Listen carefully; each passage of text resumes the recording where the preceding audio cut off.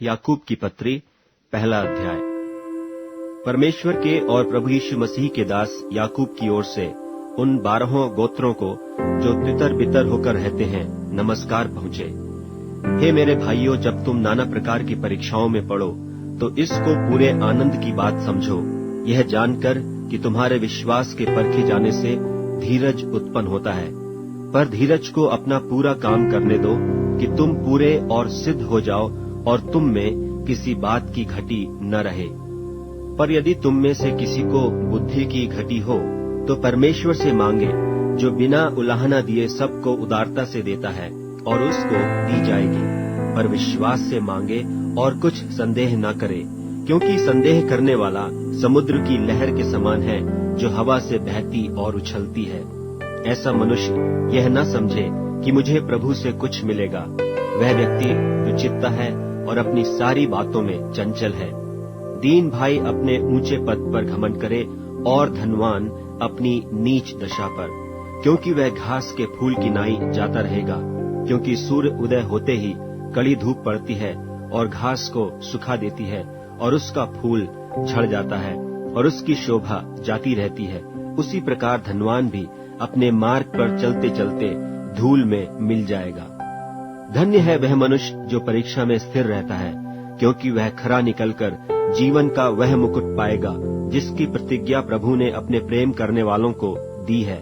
जब किसी की परीक्षा हो तो वह यह न कहे कि मेरी परीक्षा परमेश्वर की ओर से होती है, क्योंकि न तो बुरी बातों से परमेश्वर की परीक्षा हो सकती है और न वह किसी की परीक्षा आप करता है, परंतु प्रत्येक व्यक्ति अपनी ही अभिलाषा से खींचकर और फंसकर परीक्षा में पड़ता है।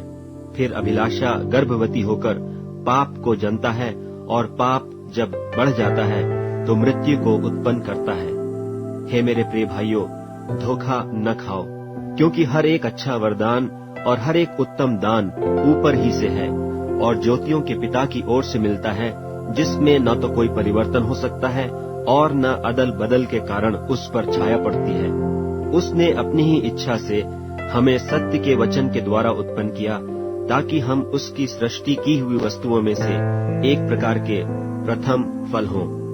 हे मेरे प्रिय भाइयों, यह बात तुम जानते हो, इसलिए हर एक मनुष्य सुनने के लिए तत्पर और बोलने में धीरा और क्रोध में धीमा हो, क्योंकि मनुष्य का क्रोध परमेश्वर के धर्म का निर्वाह नहीं कर सकता।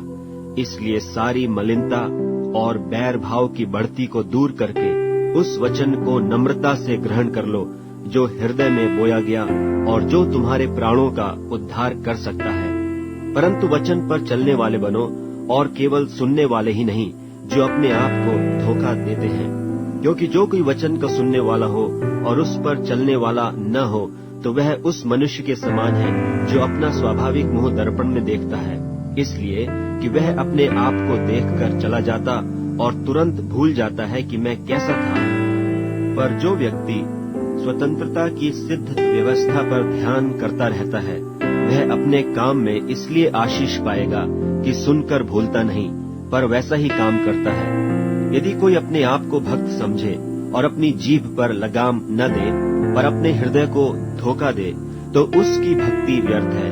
हमारे परमेश्वर और पिता के निकट शुद्ध और निर्मल भक्ति यह है कि अनाथों और विधवाओं के क्लेश में उनकी सुनी लें और अपने आप को संसार से निष्कलंक रखें। याकूब की पत्री दूसरा अध्याय।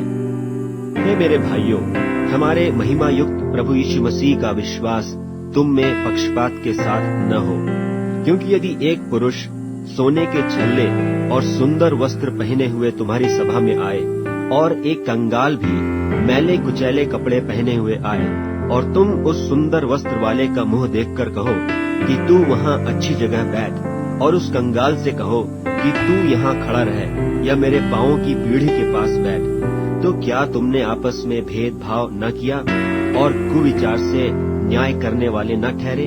हे मेरे प्रिय भाइयों, सुनो, क्या परमेश्वर ने इस जगत के कंगालों को नहीं चुना कि विश्वास में धनी और उस राज्य के अधिकारी हों जिसकी प्रतिज्ञा उसने उनसे की है जो उससे प्रेम रखते हैं? पर तुमने उस कंगाल का अपमान किया। क्या धनी लोग तुम पर अत्याचार नहीं करते? और क्या वे ही तुम्हें कचहरियों में घसीट कर नहीं ले जाते? क्या वे उस उत्तम नाम की निंदा नहीं करते जिसके तुम कहलाए जाते हो? तो भी यदि तुम पवित्र शास्त्र के इस वचन के अनुसार कि तू अपने पड़ोसी से अपने समान प्रेम रख, सचमुच उस राज्य व्यवस्था को पूरी करते हो तो अच्छा ही करते हो।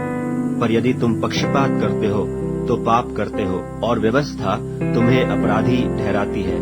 क्योंकि जो कोई सारी व्यवस्था का पालन करता है परंतु एक ही बात में चूक जाए तो वह सब बातों में दोषी ठहरा। इसलिए कि जिसने यह कहा कि तू व्यभिचार न करना, उसी ने यह भी कहा कि तू हत्या न करना।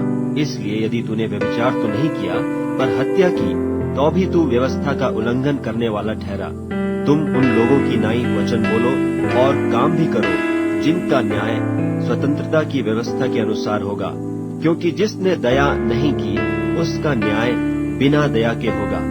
दया न्याय पर जयवंत होती है। हे मेरे भाइयों, यदि कोई कहे कि मुझे विश्वास है पर वह कर्म न करता हो तो उससे क्या लाभ? क्या ऐसा विश्वास कभी उसका उद्धार कर सकता है? यदि कोई भाई या बहन नंगे उघाड़े हो और उन्हें प्रतिदिन भोजन की घटी हो और तुम में से कोई उनसे कहे कुशल से जाओ, तुम गर्म रहो और तृप्त रहो, पर जो वस्तुएं देह के लिए आवश्यक हैं वह उन्हें न दे तो क्या लाभ? वैसे ही विश्वास भी यदि कर्म सहित न हो तो अपने स्वभाव में मरा हुआ है। वरन कोई कह सकता है कि तुझे विश्वास है और मैं कर्म करता हूँ। तू अपना विश्वास मुझे कर्म बिना तो दिखा और मैं अपना विश्वास अपने कर्मों के द्वारा तुझे दिखाऊंगा। तुझे विश्वास है कि एक ही परमेश्वर है, तू अच्छा करता है। दुष्ट आत्मा भी विश्वास रखते और थरथराते हैं। पर हे निकम्मे मनुष्य, क्या तू यह भी नहीं जानता कि कर्म बिना विश्वास व्यर्थ है?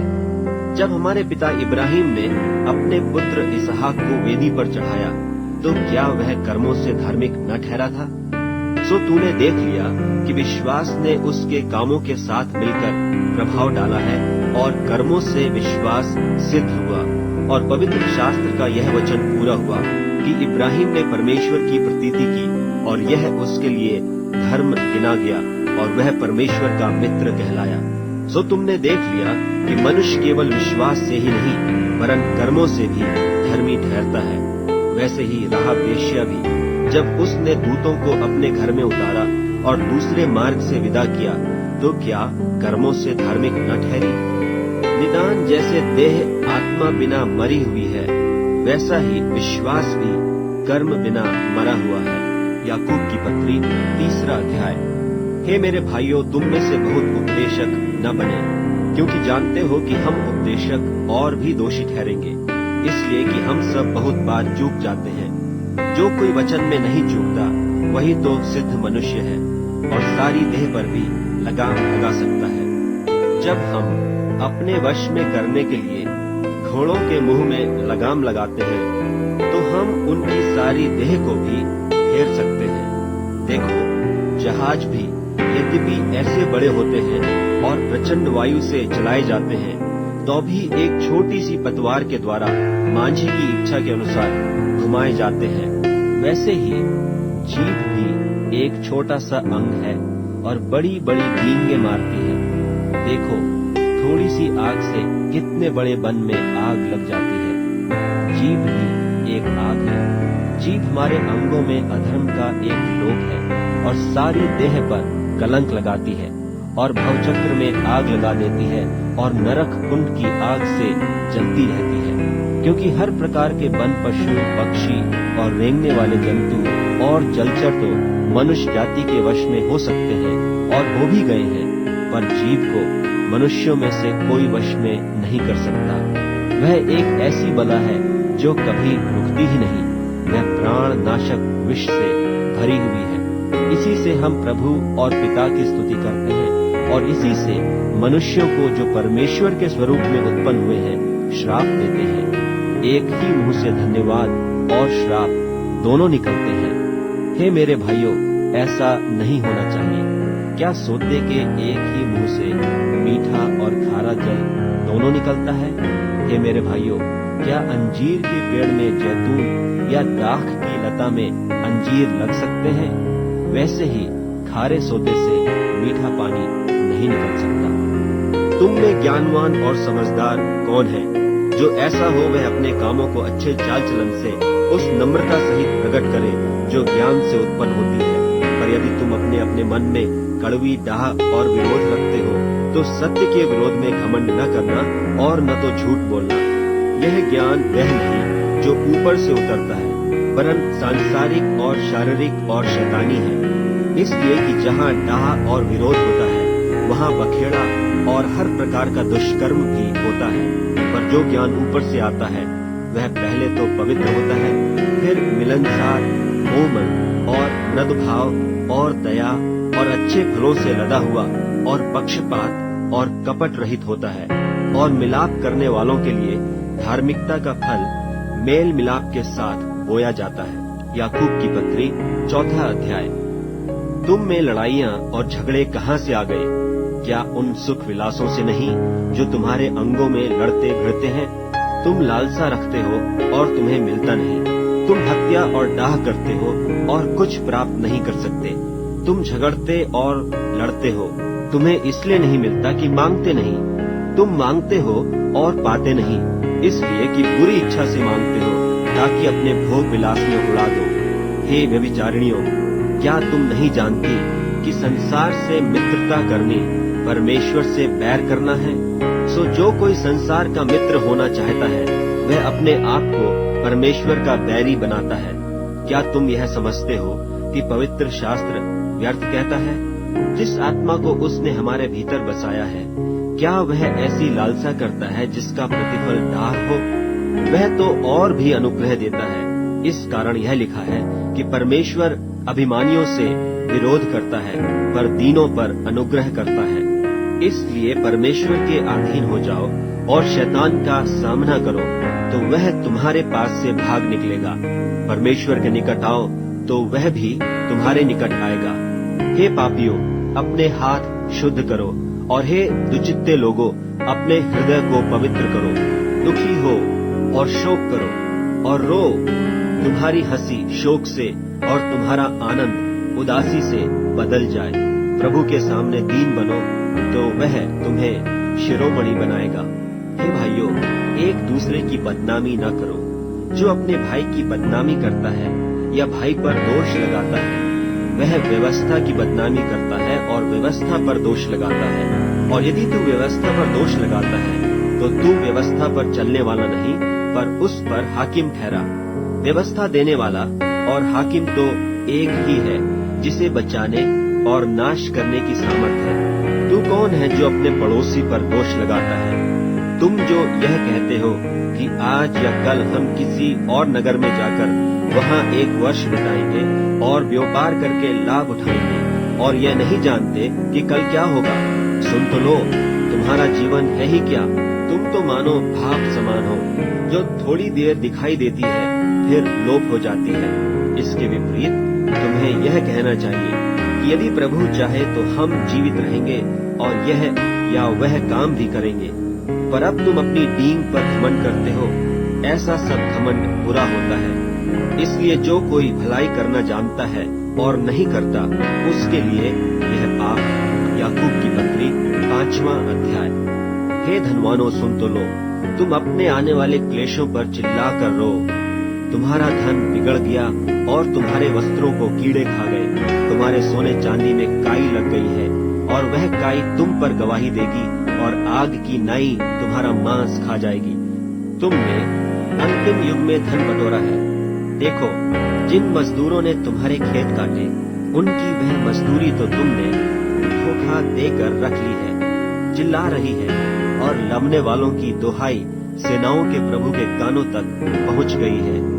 तुम पृथ्वी पर भोग विलास में लगे रहे और बड़ा ही सुख भोगा। तुमने इस बद के दिन के लिए अपना हृदय का पालन पोषण करके मोटा ताजा किया। तुमने धर्मी को दोषी ठहराकर मार डाला, वह तुम्हारा सामना नहीं करता। सो हे भाइयों, प्रभु के आगमन तक धीरज धरो। देखो, गृहस्थ पृथ्वी के बहुमूल्य फल की आशा रखता हुआ प्रथम और अंतिम वर्षा होने तक धीरज धरता है। तुम भी धीरज धरो और अपने हृदय को दृढ़ करो, क्योंकि प्रभु का शुभागमन निकट है। हे भाइयों, एक दूसरे पर दोष न लगाओ, ताकि तुम दोषी न ठहरो। देखो, हाकिम द्वार पर खड़ा है। हे भाइयों, जिन भविष्यवक्ताओं ने प्रभु के नाम से बातें की, उन्हें दुख उठाने और धीरज धरने का एक आदर्श समझो। देखो, हम धीरज धरने वालों को धन्य कहते हैं।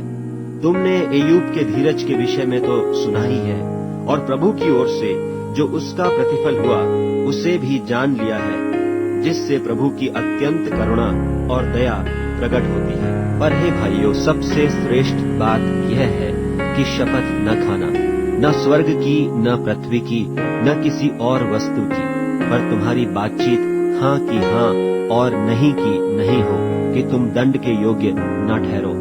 यदि तुम में कोई दुखी हो तो वह प्रार्थना करे, यदि आनंदित हो तो वह स्तुति के भजन गाए। यदि तुम में कोई रोगी हो तो कलीसिया के प्राचीनों को बुलाए, और वे प्रभु के नाम से उस पर तेल मलकर उसके लिए प्रार्थना करें, और विश्वास की प्रार्थना के द्वारा रोगी बच जाएगा और प्रभु उसको उठाकर खड़ा करेगा। और यदि उसने पाप भी किए हों तो उनकी भी क्षमा हो जाएगी। इसलिए तुम आपस में एक दूसरे के सामने अपने अपने पापों को मान लो और एक दूसरे के लिए प्रार्थना करो, जिससे चंगे हो जाओ। धर्मी जन की प्रार्थना के प्रभाव से बहुत कुछ हो सकता है। एलिय्याह भी तो हमारे समान दुख सुख भोगी मनुष्य था, और उसने गिड़गिड़ाकर प्रार्थना की कि मेह न बरसे, और 3.5 वर्ष तक भूमि पर मेह नहीं बरसा। फिर उसने प्रार्थना की तो आकाश से वर्षा हुई और भूमि फलवंत हुई। हे मेरे भाइयों, यदि तुम में कोई सत्य के मार्ग से भटक जाए और कोई उसको फेर लाए, तो वह यह जान ले कि जो कोई किसी भटके हुए पापी को फेर लाएगा